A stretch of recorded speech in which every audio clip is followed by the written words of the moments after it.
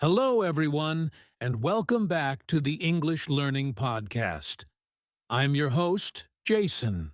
And I'm your co-host, Julia. We're so happy you're here with us today. If you're learning English and you sometimes feel like you learn new words but then quickly forget them, you're definitely not alone. Yes, you study vocabulary, you understand it, maybe you even write it down. But a few days later, when you want to speak, the word just disappears from your mind. It's very frustrating, right? Exactly.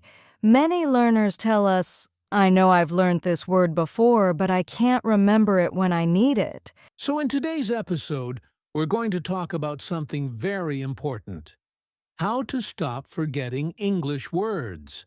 We'll explain why forgetting happens, what mistakes cause it, and most importantly, what you can do to remember words more easily and for a longer time. And don't worry, this episode is very practical. We'll share simple techniques, daily habits, and even a small practice activity you can try with us. So whether you're a beginner, intermediate, or advanced learner, this episode will help you make your vocabulary stronger and more active. All right, get comfortable. Maybe grab a notebook. And let's get started with today's topic: how to stop forgetting words. So, Julia, let's start with the big question. Why do we forget English words so easily, even after studying them? That's a great question, Jason. And the good news is, forgetting is actually normal. Our brain is designed to forget information that it thinks is not important. Exactly. If we don't use a word, our brain thinks, oh, this is not useful, and it slowly deletes it. Yes, this is called use it or lose it. If you don't use a word again and again, your brain won't keep it. Another reason is information overload. Many learners try to learn too many words at the same time. Right. If you study 50 new words in one day, your brain becomes tired and confused. It's better to learn fewer words but use them more. Also, many learners learn words passively. They only read them or see them in a list. But they don't say the words, they don't write sentences, and they don't use them in conversation. So the word stays in the short-term memory, not the long-term memory. There's also the emotional side. Stress, fear of making mistakes, and low confidence can block memory. Yes, if you feel nervous when speaking, your brain focuses on fear instead of remembering words. So to summarize, we forget words because we don't use them. We learn too many at once. We learn passively, and sometimes because of stress and pressure. And understanding this is important because when we know why we forget, we can change how we learn. Exactly. And in the next part, we'll talk about the difference between knowing a word and actually remembering it. So, Julia, earlier we said that knowing a word is not the same as remembering it. Let's explain that a little more. Yes, this is very important. Many learners say, I know this word, but when they want to speak, the word doesn't come to their mind.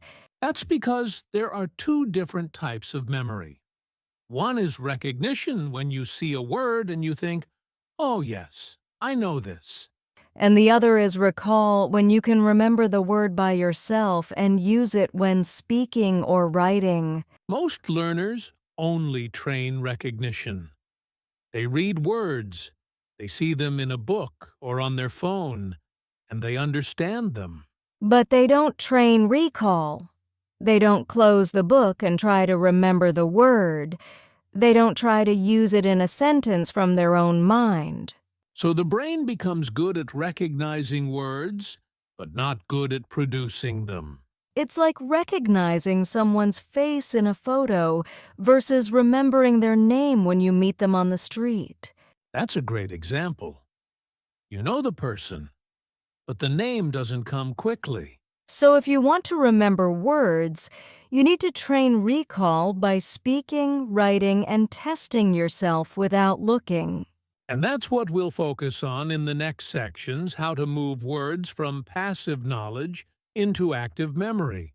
From words you know into words you can actually use. Now that we understand why forgetting happens, let's talk about some common mistakes learners make that actually increase forgetting. Yes, and if you recognize yourself in these mistakes, don't worry. Almost everyone makes them. Mistake number 1. Memorizing long word lists. This is very common. Learners write 30 or 40 words in a notebook and try to memorize them like a phone number. But without context, without a sentence or a situation, the brain has nothing to connect the word to. So the word has no meaning in real life, and it's easy to forget. Mistake number 2. Not reviewing. Many learners learn new words, but they never go back to review them after 1 day, 1 week, or 1 month. So the words slowly disappear from memory. Mistake number 3, learning too much at once. Your brain needs time to process and store information. If you push too much in, the brain pushes a lot out. Mistake number 4, not using the words. If you never speak the word, write the word, or hear yourself say the word, your brain doesn't think it's important. And finally, mistake number 5, being afraid of mistakes. If you avoid using new words because you're scared of saying them wrong, you never give your brain the chance to remember them. So the solution is not perfection, the solution is practice. Exactly. And in the next section, we'll share some powerful techniques that really help words stay in your memory. All right, Julia, now comes the exciting part, the techniques that actually help learners remember words for the long term. Yes, there are some simple but powerful methods that make a huge difference if you practice them regularly. Technique number 1. Learn words in sentences, not alone. Exactly. Instead of just memorizing apple, you learn it in a sentence like I eat an apple every morning. When you see the word in context, your brain connects it with meaning, feeling, and situation, and this makes it easier to remember. Technique number 2, use spaced repetition. Ah, yes, spaced repetition is amazing. It's about reviewing words at increasing intervals 1 day later, 3 days later, a week later. It's much better than cramming. Your brain remembers much more when it reviews at the right time. Technique number 3, make personal connections. Yes, connect a word to your life. For example, if you learn travel, think about a trip you took or one you want to take. When a word becomes personal, it sticks in your mind like glue. Technique number 4, speak the words out loud. Reading silently is not enough. Say the word, make sentences with it, or even talk to yourself in English. It activates different parts of the brain, hearing, speaking, and thinking all together, which helps memory. Technique number 5, write short examples. Yes, writing a word in your own sentence, even a small one, makes your brain recall it actively. So instead of just memorizing, you're using the word, which strengthens your memory. And the best part is, you don't need to do all of these at once. Even picking 2 or 3 techniques consistently will give amazing results. Exactly. And the more you practice actively, the more words move from short-term memory to long-term memory. Next, we'll talk about daily habits that naturally strengthen your memory, so remembering words becomes easier every day. All right, Julia, we've talked about powerful techniques, but you know what really makes a difference? Daily habits. Absolutely. Small daily habits help words stick in your memory naturally, without extra effort. Habit number 1, 5-minute daily review. Yes, just take 5 minutes each day to quickly go over the words you learned.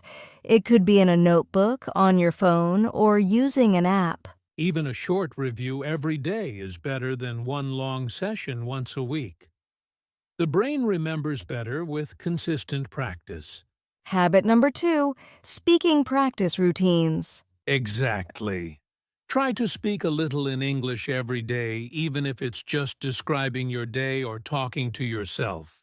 When you use new words in your daily speech, your brain treats them as important, and they become easier to remember. Habit number 3, keep a word notebook. Yes, write down new words, sentences, or examples. When you write, you engage memory actively. And habit number 4, use new words the same day. Yes, if you learn a word today, try to make a sentence, speak it, or write it today. Don't wait. The faster you use it, the stronger it sticks. These small habits may seem simple, but if you do them consistently, your vocabulary will improve faster than you think. Exactly. And the great thing is, habits are automatic. Once they become part of your daily routine, remembering words gets much easier. Next, we'll do a simple practice activity to show how these techniques and habits work in real life. All right, Julia, now it's time for a quick practice activity. Let's show our listeners how to use the techniques we talked about. Yes, let's pick 3 new words and practice them together. How about explore, improve, and challenge? Great choice. First, let's put each word in a sentence. I'll start. I want to explore new places this year. Perfect. And for improve, I practice English every day to improve my speaking skills. And challenge. Learning new words can be a fun challenge. Now let's try spaced repetition and recall. Jason, can you say the first word and I'll make a new sentence? Sure, the word is explore. Next weekend, I will explore my city on foot. Excellent. Now improve. I try to improve my listening by watching English videos. And finally, challenge. Every day, I challenge myself to learn at least one new word. See? By using the words in sentences right away, speaking them out loud, and connecting them to personal experiences, our brain remembers them much better. Exactly. Listeners, you can do this with your own words too. Pick a few words every day, make sentences, speak them, and write them down. Practice like this consistently, and forgetting words will become much harder. All right, Julia, let's quickly recap what we've learned today. Yes! First, we talked about why we forget words not using them, learning too many at once, passive learning, and stress. Then we explained the difference between knowing and remembering words, recognition versus recall. We also covered the common mistakes learners make, like memorizing long lists, not reviewing, and avoiding speaking. And most importantly, we shared powerful techniques, learning words in sentences, using spaced repetition, making personal connections, speaking out loud, and writing examples. Plus, we introduced daily habits like 5-minute reviews, speaking practice, using a word notebook, and applying new words the same day. Finally, we did a live practice activity to show how these methods work in real life. So remember, listeners, the key is practice and consistency. Words will stick if you use them, speak them, and review them regularly. Exactly. Don't give up, even if you forget sometimes. Every effort strengthens your memory. If you enjoyed today's episode, Please like, comment, and subscribe to our channel. Share with friends who are learning English too. And don't forget to practice your new words every day. Your brain will thank you. Thanks for listening, everyone. Keep learning, keep practicing, and we'll see you in the next episode of the English Learning Podcast. Bye, everyone.